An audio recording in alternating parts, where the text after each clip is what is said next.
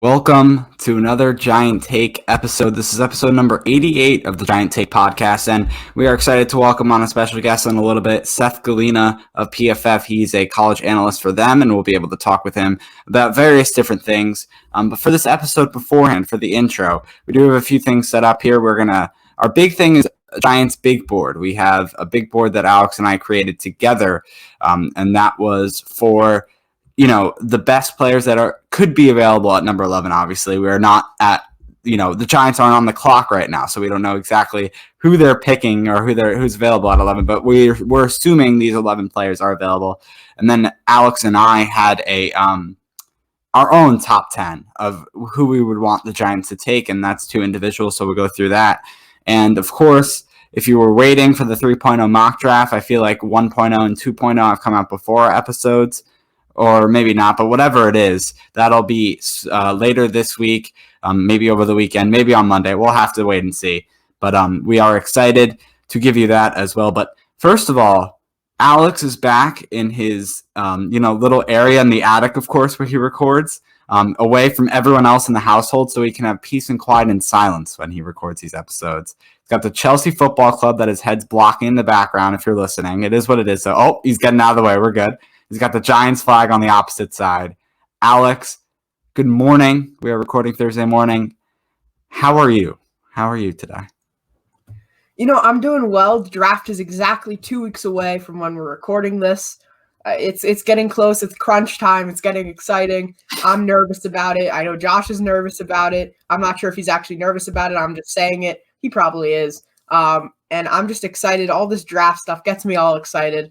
And hopefully, we'll have some answers soon, and then we could, don't have to gossip about this anymore and kind of do I'm not gossip. I'll say educated guesses, right? I think that's a better word for it. But yeah, I'm excited to get going. We worked on these big boards, like you said, and I guess we can get right into it. And then we'll have a couple pieces of news before we go to our interview. We have Seth Galina on from PFF. He'll be coming on at the end of this intro section. So make sure to stay tuned for that. But I guess let's just get right into the big board. I'm going to, talk about just kind of like a brief draft summary of each of these players as we go through. And then Josh can obviously talk more about them if he feels like, and how, his feeling on it, whatever.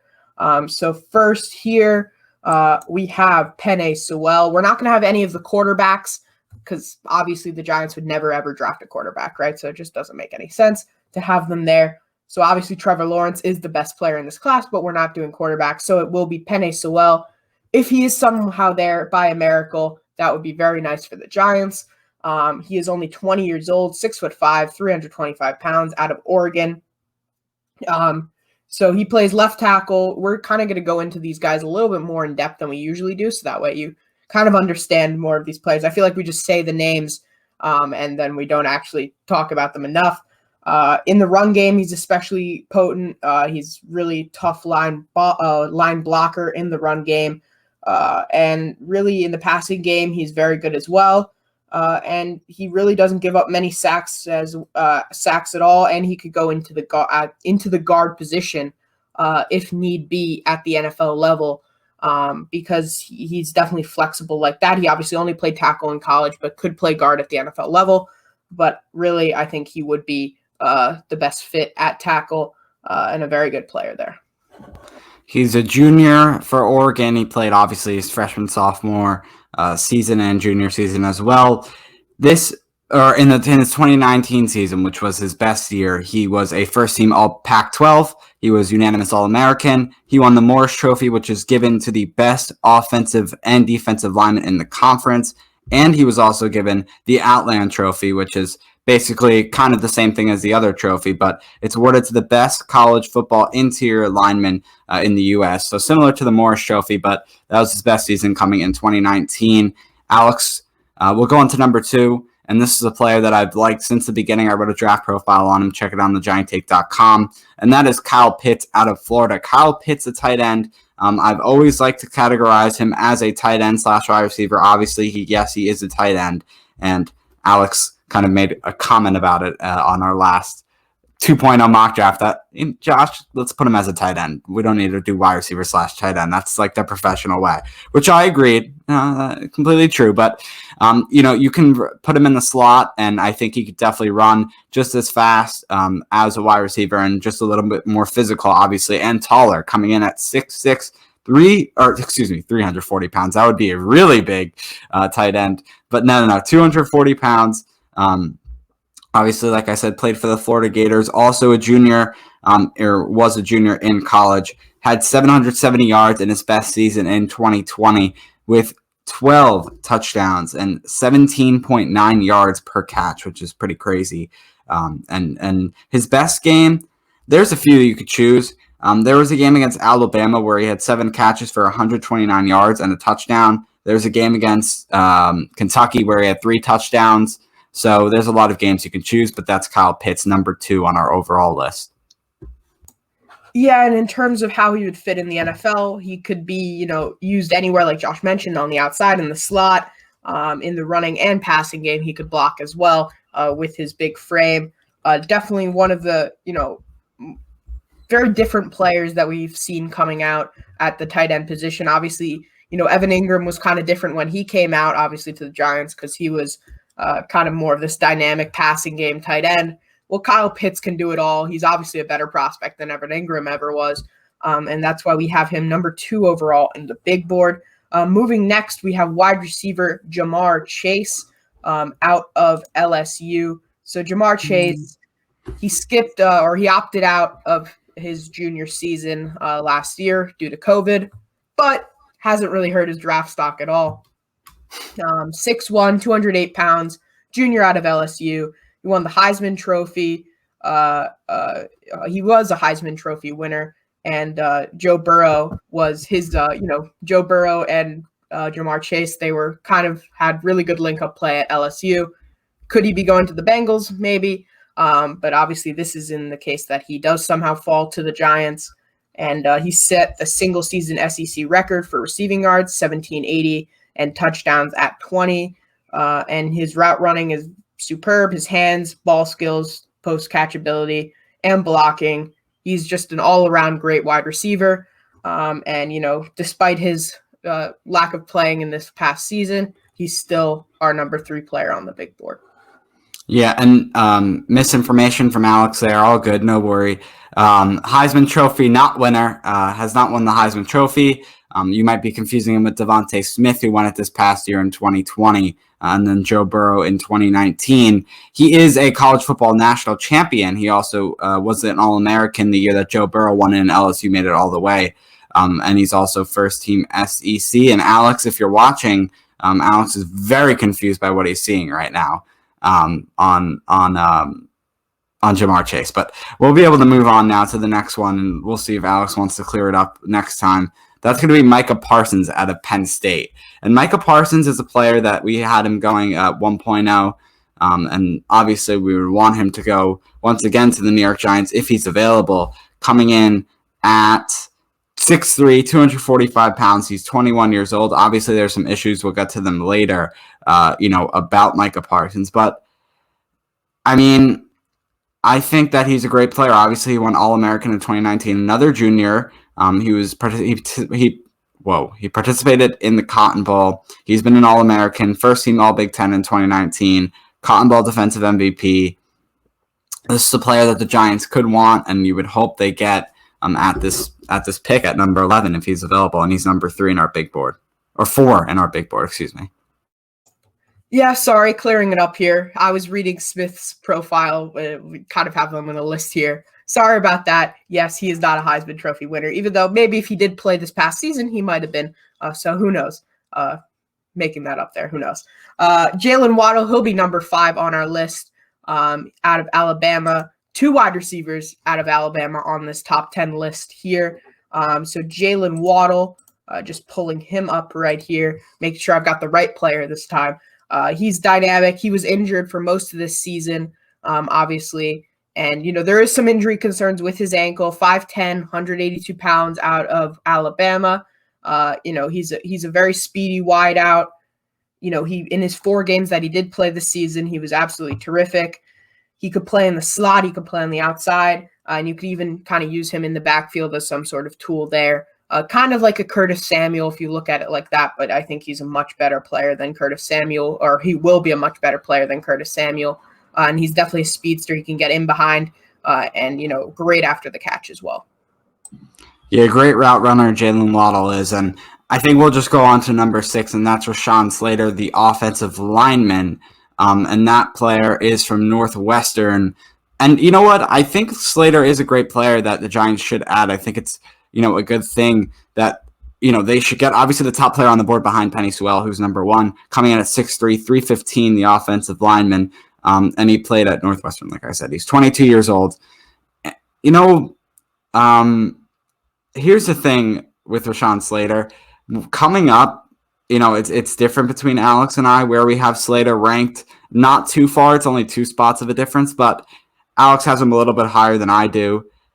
I don't know. It's just a feeling I have about it. I obviously want a more flashy player, not an offensive lineman, but it is what it is with Rashawn Slater at 6. Alex, if you have anything else on Slater, go ahead. But if not, we can move on to number 7. Up to you.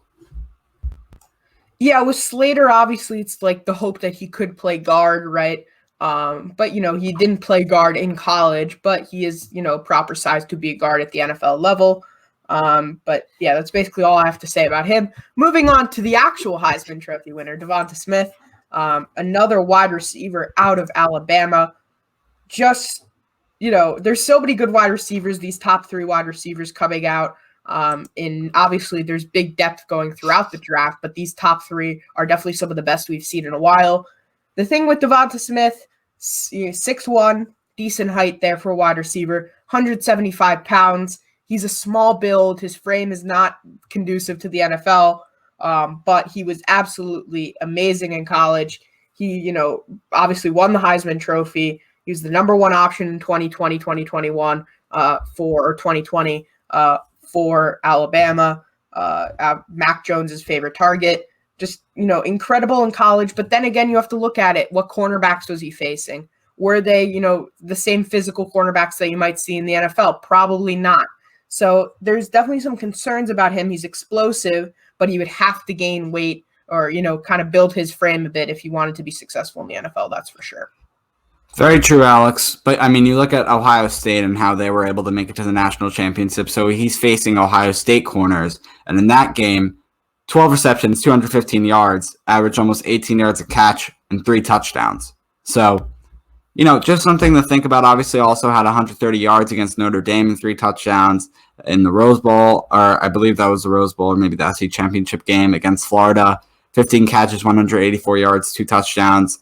LSU, they were pretty poor this season, but 8 catches, 231 yards, 3. Devonta Smith is a great guy. A great guy when it comes to, receiving. I haven't met him personally, so I don't know for sure. But, on the football field, he's very good at what he does at his position. And I guess that'll bring me to my next player on the list, and that's number 8, Patrick Surtain. And Surtain, the thing is with him, there's been some questions about who's higher, J.C. Horn or Patrick Surtain or the third cornerback that I can't think of the name of right now. Caleb Farley. I feel like that's the second time. I feel like I did that in the mock draft too. I forgot one of the cornerbacks' names. But yeah, Surtain, I feel like it's been between Farley and Horn who's higher, but I feel like on most people's list, Surtain has always been number 1. 21 years old, obviously, and he comes from can't think of the school, Alabama as well. 2 players from Alabama. And I think that he's a perfect player for the New York Giants at this pick from Alabama in his junior season. Went to the Rose Bowl. He was the defensive MVP there. Obviously went to the national championship. He was the SEC Defensive Player of the Year, first team All SEC, and unanimous All American. So, we're going down the board on this list, and it's just good player after good player. There isn't really any. No one's gonna have that bad of like a profile, obviously. Yeah, and moving on, another cornerback followed right by Patrick Surtain, like you mentioned, Josh. There's definitely some people. There's just like there's the 3 wide receivers. There's also the 3 cornerbacks. Kind of like how I like to see it here. So the next player we have up is, where is he on this list? We have J.C. Horn. Sorry, I almost said Caleb Farley again. So J.C. Horn, out of South Carolina, 6'1", 205 pounds. He's the son of 4-time Pro Bowl wide receiver Joe Horn, who also went to South Carolina. So that's interesting. He enters the NFL after 3 seasons in the SEC. He played in the slot in 2018, and then 2019 and 2020, he went to the outside, and that's where he projects best in the NFL. His size and length and physicality will be all very conducive to the NFL, and he's going to be good in press coverage, man coverage. He may struggle a bit in zone coverage, so that's something you would have to work on when he comes to the NFL. But besides that, an extremely solid player. Josh, do you have any comments on that? And then obviously we have our last player as well. Not too many comments on J.C. Horn. I obviously talked about how him and Caleb Farley have kind of been debated with each other on who's higher on the cornerback list. So that's really all I have to say. I mean, he's a pretty good player, right? We've done some film on him. We've watched him, obviously, to get us prepared for this episode and our mock drafts and where we put him in the first round. I'd rather obviously have Patrick Surtain. There's there's mock drafts that have Surtain going before the Giants. So, Horn is probably the biggest cornerback left there. Behind Surtain, I have him over Farley. So that is what it is. And then coming in at number 10, Jeremiah Owusu-Koramoah, unanimous All-American once again this year. He's a senior out of Notre Dame, 6'1", 215 pounds. So he's a very kind of small linebacker. But he did win the Butkus Award, which is actually given to the best linebacker in the U.S. and obviously won ACC Defensive Player of the Year, first team All-ACC, and a great player. So that's our top 10 players list that we made together. And I'll just run through mine. Alex can run through his. This is who you would want that are the top 10 players available, that we would combined think are the best value, where this is who we want individually as Alex's. If you're watching or if you're listening, I love commentating on this. Alex is slowly raising his hand. So what would you like to say before we go into this? Basically, this is if, let's say we're at number 11, Giants are on the clock. Somehow all of these players are still on the board. Which one would you want us to take in order? And that's basically it. Sorry, Josh. I just wanted to explain it like that for some reason, even though you explained it the exact same way. All good. So I'll run through my list real quick. Penei Sewell, same thing. I keep him at number 1. Number 2, same thing. Kyle Pitts. Number 3, I have Micah Parsons. So switching it up a little bit. Number 4, Rashawn Slater. Number 5, Jamar Chase. 6, Patrick Surtain. 7, Jeremiah Owusu-Koramoah. 8, Jaylen Waddle. 9, Devonta Smith. I've grown on the wide receivers. I originally wanted a lot more wide receivers. Now it's like, you know what? I feel like we don't need them with the Kenny Golladay signing as much as we did, or as much as I wanted them earlier. And then 10, J.C. Horn. Alex, you can run through yours now. Yeah, so I have like a list written down, but actually I was watching some film on a certain player, and I'm actually going to move them up the list a little bit, but I'll let you know when we get there. So Penei Sewell, I have him at number 1. Rashawn Slater, number 2. I think we need to go O-line, so either one of those guys I think are our top 2 options. Then I have Kyle Pitts. Obviously he's just crazy athletic. Jamar Chase, Micah Parsons, and then here I have a little bit of a change. Originally, I had Jeremiah Owusu-Koramoah here. I'm going to have Patrick Surtain there. Really solid cornerback when I was watching him, so I really like him. 7, I'm going to have Jeremiah Owusu-Koramoah. Then I will have Jaylen Waddle at number 8, Devonta Smith at number 9, and J.C. Horn at number 10. So that'll be my list there. A little bit of a late adjustment, but I like my list. Anyway. Yeah, so we'll get to the Giants news now a little bit, and then we'll throw it to our interview. That was our Giants big boards once again. NFL mock draft coming tomorrow. And the first thing I have here is the New York Times says that the Giants may shy away from Gregory Rousseau. Or I believe, was that Micah? I think it was Gregory Rousseau, actually. I thought it was Micah Parsons, which I mentioned in the Micah Parsons. We've actually seen have some issues. Obviously, it's some weird stuff, but I do believe that it is Gregory Rousseau. I just want to check up on that. But apparently, that's what the New York Times said, that the Giants might shy away from it, do his red flags, and then they compared him to OBJ. with those type of red flags. So I thought that was kind of interesting. Alex, stall for me for a second just to make sure I have Gregory Rousseau's name right because, just stall. You got it, Alex. Yeah, so actually I had something I was going to talk about anyway, so I'll talk about it right now. Another edge out of Miami, Jalen Phillips, right? So he obviously has extreme injury concerns, but the Giants have been heavily linked to him. I'm hearing around a lot of, the Giants beat reporters, stuff like that. So if, he's cleared medically, I think he could be definitely a player that you could see the Giants take at number 11. If he somehow falls to number, 44, maybe then you could see that. Or in a trade back scenario. But I think he's actually more likely to be taken now than Gregory Rousseau, even if this is true or not true, depending on what Josh finds. But yeah, Josh, do you need me to stall more and say more things, or you need me to say more things? Okay, if you could go to the mock drafts, yeah. The mock draft. See, Josh is if you're watching on video, you can see him nodding anyway, so you can tell.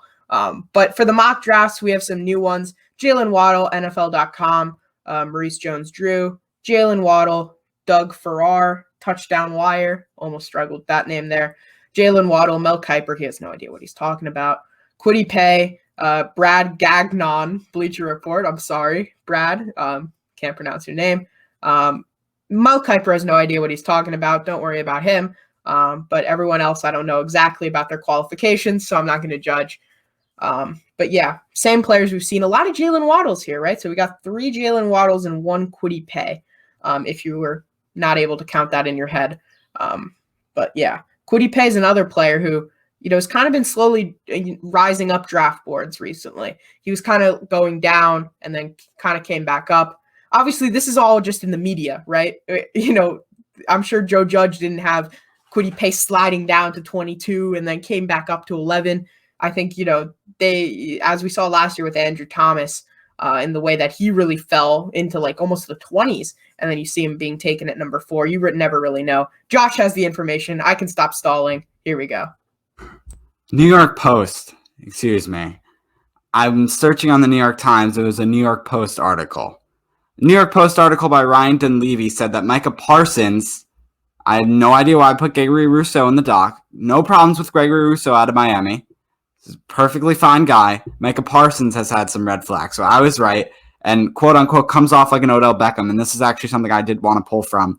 I don't know if many of you listeners know this, and I found this out from reading this article, so that's why I wanted to mention it, obviously.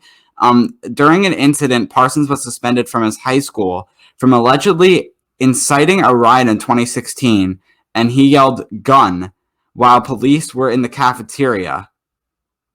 So there's that. And there was also some stuff in the locker room, apparently in college, that there were some issues,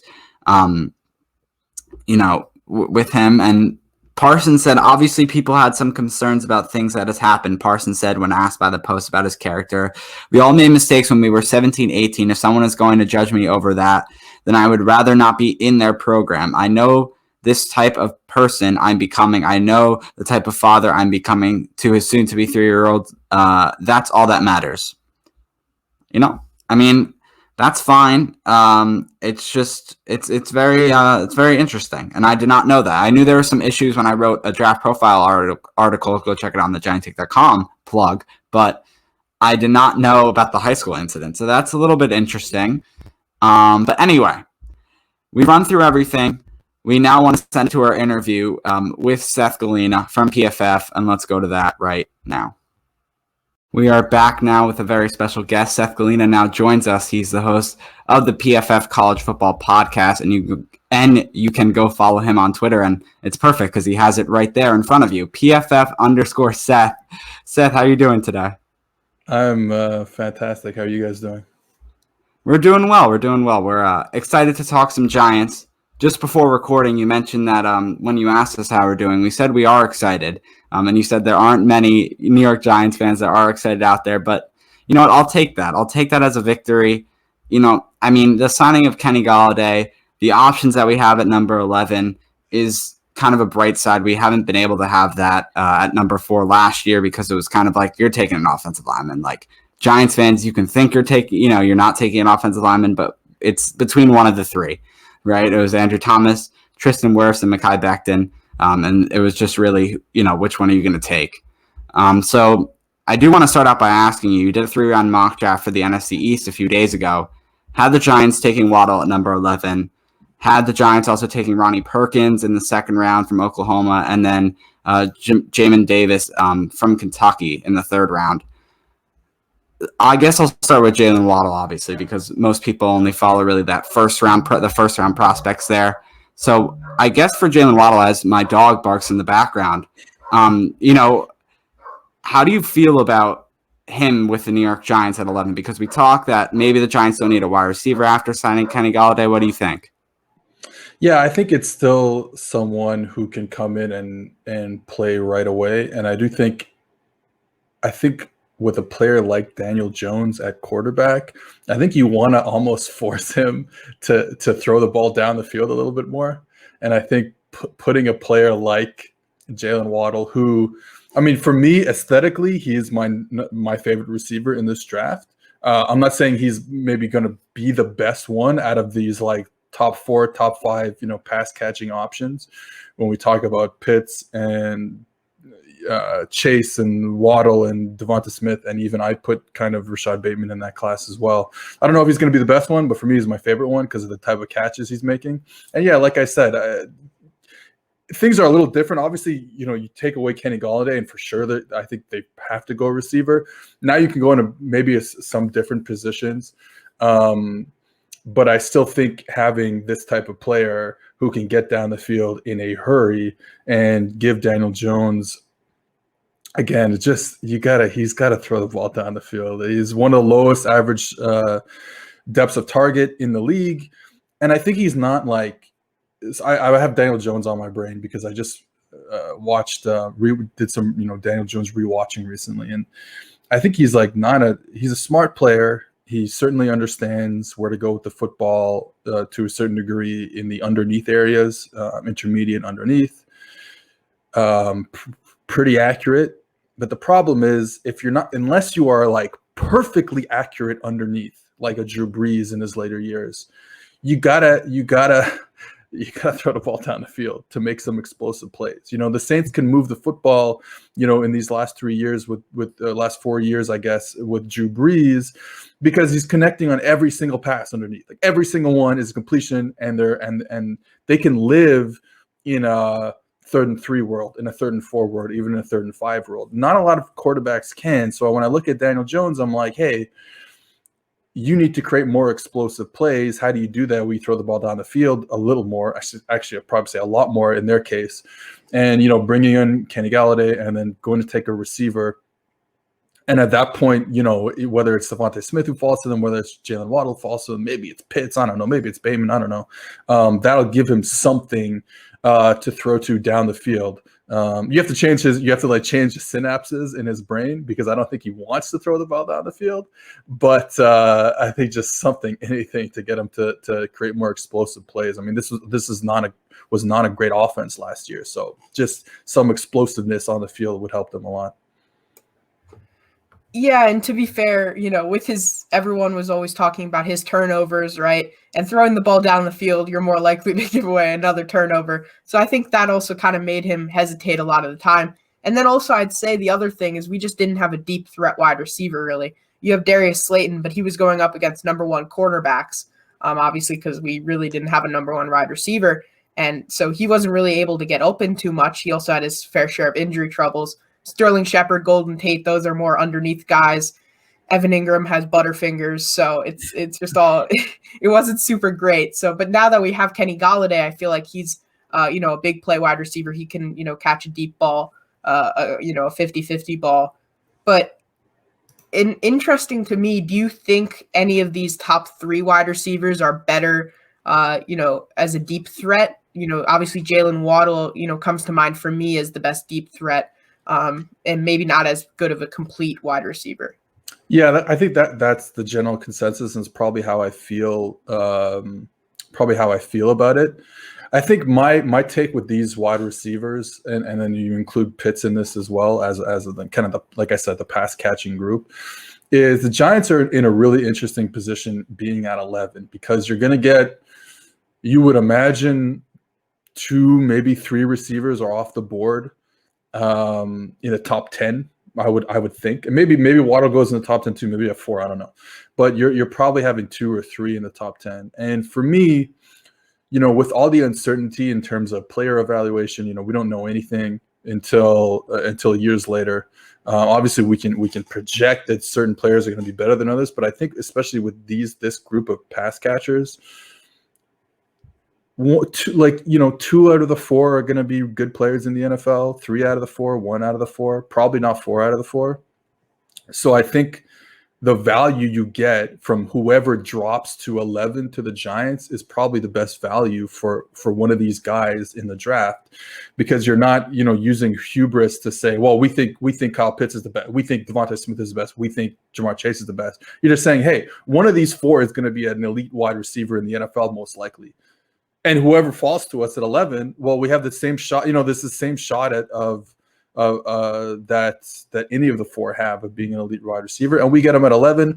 We don't have to waste a top 10 pick on him. Maybe we even can trade back 4 or 5 spots and still get one of these top players. So I think the Giants are in a really interesting spot where they can just gobble up whoever falls to them at 11 at that receiving position, and be happy with it, and be really happy with it. And then, like we've been talking, I think Waddle fits what you'd want to see the Giants do next season, because he is that deep threat receiver.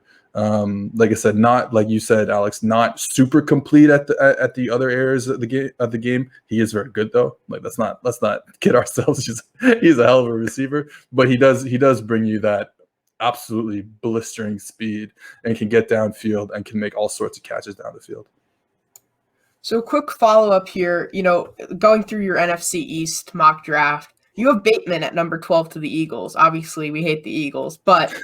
Me too. Don't worry about it. Okay. Let's go. So talking about Bateman here, you kind of talked about him as maybe in that top 3, top 4 category. A lot of people kind of see it as the top 3, then there's Bateman, and then everyone else. How do you see him as a prospect, and do you think he's actually a player that, maybe the Giants could take at 11? Yeah, I think if they value him, if they evaluate him and say, hey, we need more of a X receiver, a guy that we can isolate, a guy that's going to run all sorts of routes, slants and ins and comebacks and all that stuff, I think that might be the guy they want to go with. It also just depends. So yes, that's who he is. And then it just depends whether you evaluate him as a top 15 pick, as a top 30 pick, or as maybe just a second rounder. I think there's a lot of different evaluations of Bateman. I'm a big fan of his, so that's why I talk him up a lot. I like what he did running these in-breaking routes against press coverage, kind of in the same mold that Jamar Chase did at LSU in 2019. He's done it, 2019 and 2020 at Minnesota. Again, isolated, can beat any type of press. Very technical wide receiver. You can see that his head coach at Minnesota was a former wide receiver and a former wide receiver coach, because his technique is pure and simple and very good. So yeah, I'm a big fan of him. But again, he could fall to the second round, and I wouldn't be surprised. And this is what it goes back into, like the hubris of evaluation, where it's like, hey, you just we just don't know enough about evaluation. We can't say things at 100% certainty. So I like him. Maybe some other teams don't. Maybe some other teams do. I could see him going anywhere from the top 15 to somewhere in the second round. So we have actually done two mock drafts. We put them on the YouTube and then our website, and we actually had, as much as we would want a wide receiver, we don't think that GM Dave Gettleman, head coach Joe Judge will make that decision, take a wide receiver at 11, as much as we want them to. So we've gone Micah Parsons in 1.0, and then in our second one, Gregory Rousseau. I just want to know your thoughts on that, and maybe. What would you do? In our 3.0 that we're going to drop, I think, in a few days, you make the decision. Who should we take at 11? And we'll put them right there. Well, when I look at those two players, the two that you mentioned, Micah Parsons and Greg Rousseau. So Parsons, look, he's a top 5 talent who has some off the field stuff and plays in a position that's not super valuable. Now, is it super valuable to the Giants at 11? Maybe.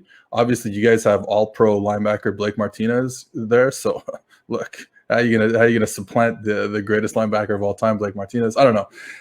He's a tremendous athlete.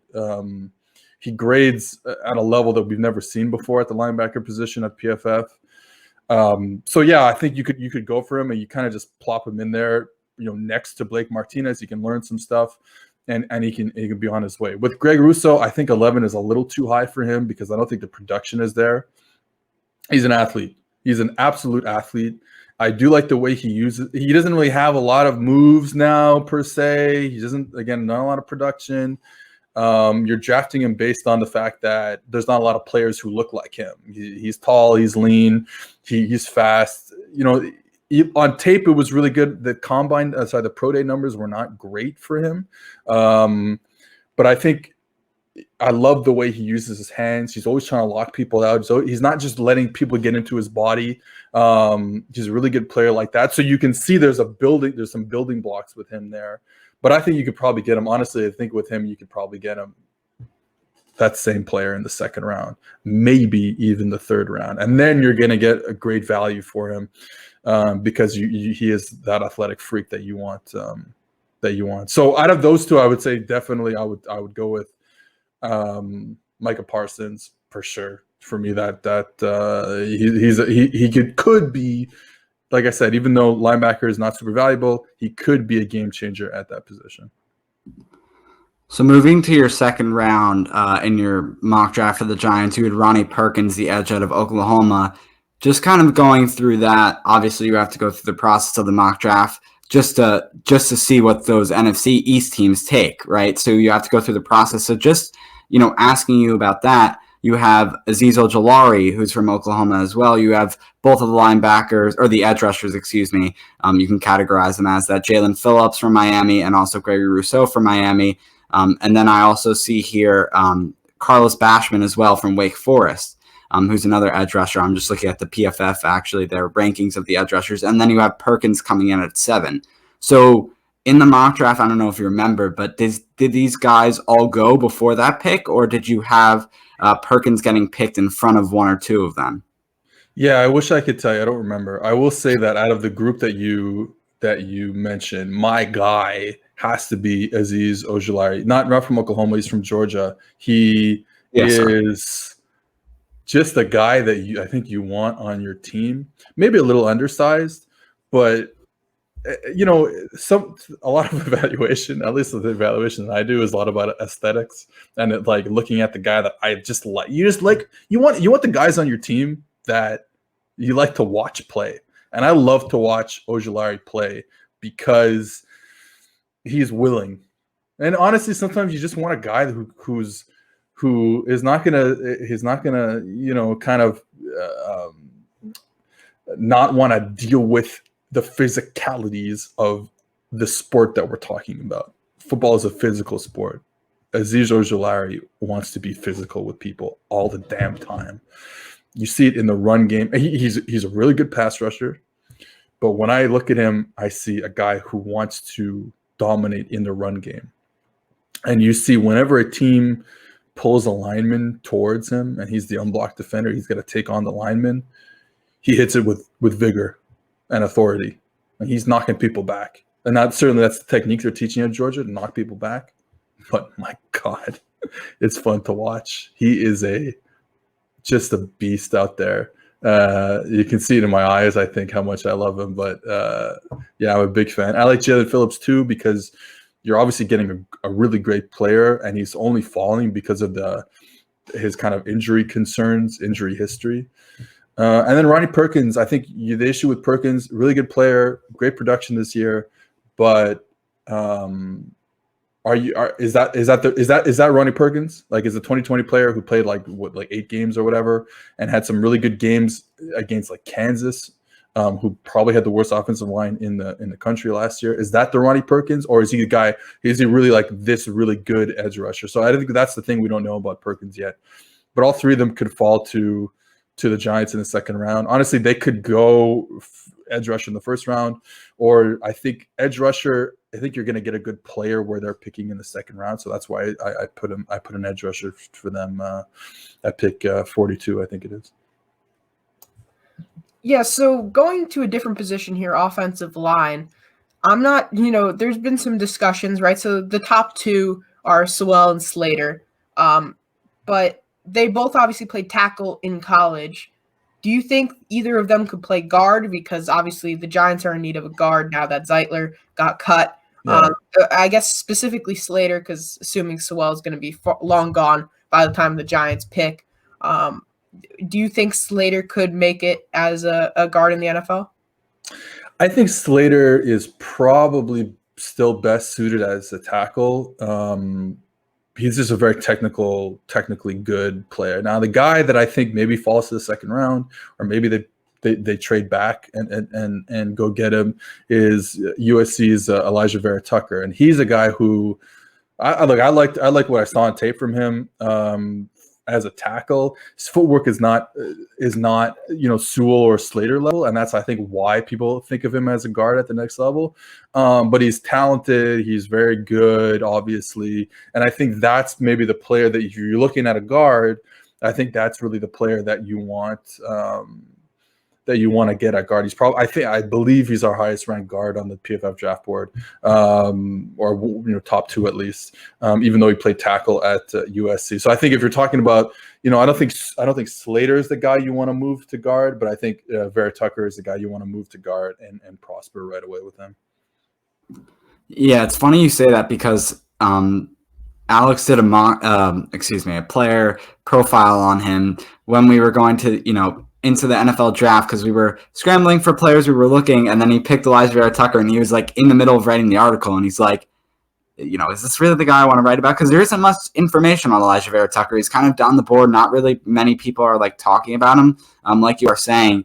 And we had him going, I think, to the Chiefs in one of our mock drafts, like right at the end of the draft. And I was like, I feel like this guy could go earlier, or maybe he can even slip into the second round.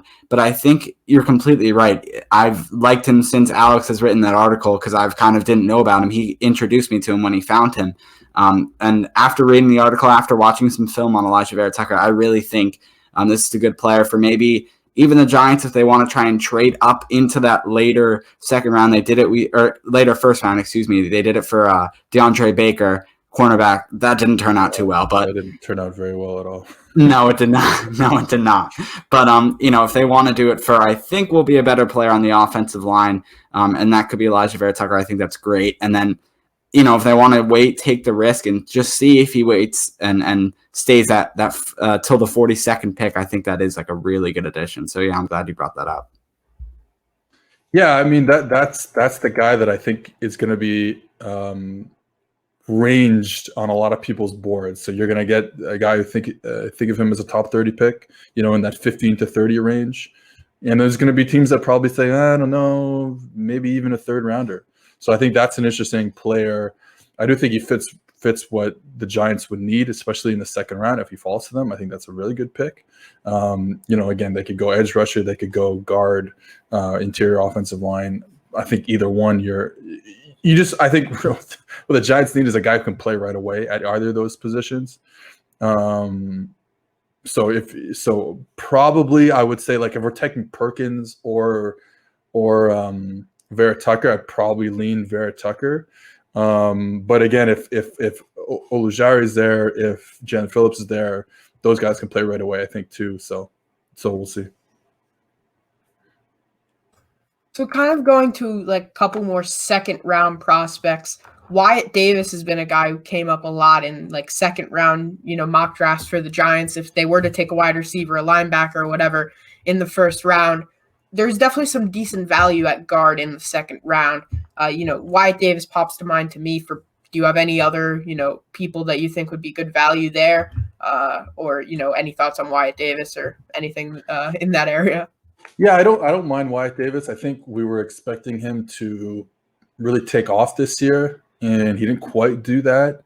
One of the issues was, and you always try and figure out, like, we're trying to evaluate players in a vacuum here and trying to like take away scheme. Though I think one of the issues was there was just some a lot of miscommunication on the Ohio State offensive line this year. A lot of people coming in free on Justin Fields. So is that on?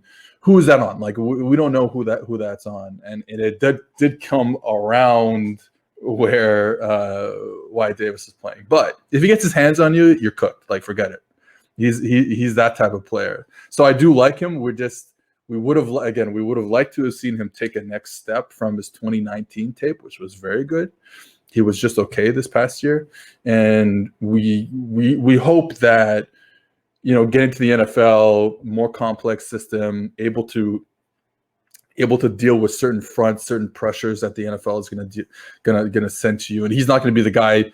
He's not going to be the leader on that group. You know what I mean? Like not that they. It's a very old offensive line. It's a very young offensive line, so they're going to have to be in it together.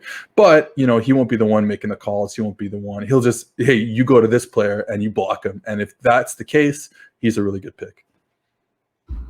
We covered the Giants stuff. I think Alex might have one more Giants question, but you know what? I've waited for this moment, so I'm going to ask the question. The top 5 in the NFL draft. The Giants right? will win the Super Bowl next year. That's what you're asking? That's what you want to hear? Okay. No, it's not even Giants related. I wanted to get the Giants content out of the way so I can go to this question. And that's your prediction for the top 5. We talked about it. Who is each team going to pick? Are the Falcons going to, switch out of that spot at number 5? At number 4, excuse me. Bengals had the 5th pick. At number 4, are they going to switch out of that pick because they don't, really want a quarterback? Is Justin Fields going 3? In both of our mock drafts, we had Justin Fields going 3. I'm seeing all of these big name people who are draft analysts, and they have Mac Jones going 3. Completely understand it. We've heard all of the things, all of the rumors that the 49ers have way more interest and they like Jones more than they like Fields. That's fine. I just think Fields is a better quarterback. So, I want to hear your prediction for the 5 picks in this NFL draft. If I was the GM of all these teams, it would be Lawrence, Fields, and then I pause because I still don't have an answer after that. If I like Trey Lance, but I understand if people would put Wilson up there. You don't have Wilson number 2. No. Oh, okay. I think that Justin Fields in any other draft year minus this year with Trevor Lawrence and maybe whatever year it was, 2010, 2011, 2009, whatever it was, with Andrew Luck, 2012, whatever. I think besides those 2 years of the past decade, I think he's the number 1 pick in the draft. And I don't think it's even close, to tell you the truth. So that's why I'm like, I kind of don't understand all the hate that Justin Fields gets. I think he is closer to Trevor Lawrence than anyone is as close to him at number 2, in my opinion. I don't dislike Zach Wilson. I don't dislike Trey Lance. I don't dislike Mac Jones. I think they can all give you something. I just think, did we all just forget what we've watched for the past 2 years with Justin Fields? So that's why. So I would go, to me, the Jets would be taking Justin Fields. And then the 49ers, with Fields off the board, with Lawrence off the board, if I was the 49ers, I'm looking for a guy that can open up your offense a little bit more and do some stuff that Shanahan has not been able to do the past however many years.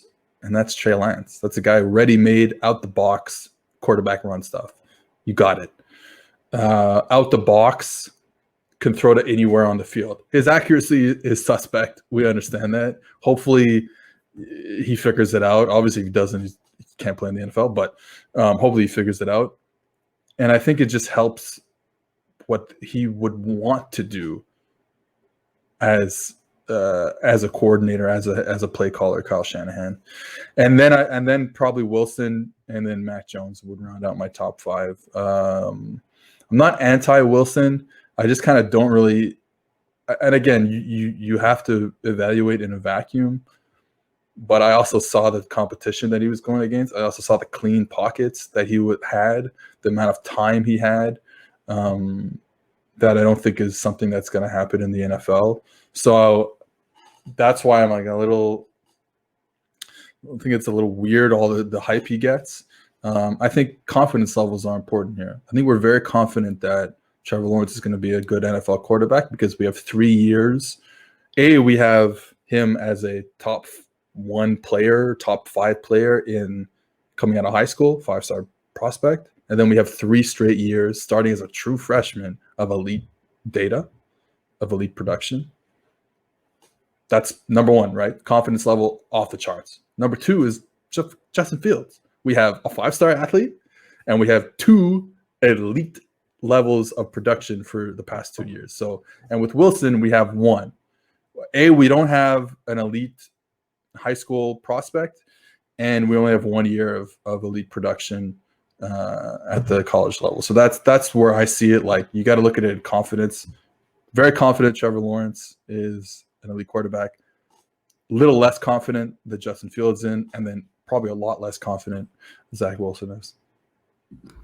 Please go follow Seth, like where it says, if you're watching this, it says it on his bio, PFF_Seth. And if you're listening, go on Twitter, PFF_Seth. And you know what? This is perfect because this will wrap up both podcasts together. Subscribe to the PFF College Football Podcast and subscribe to the Giant Take Podcast. Give both of them 5 stars. You can either write a review on either of them or just rate it 5 stars, whatever's easier for you. And we really appreciate you listening. Seth, thank you so much again for coming on, and we will see you next time for another episode.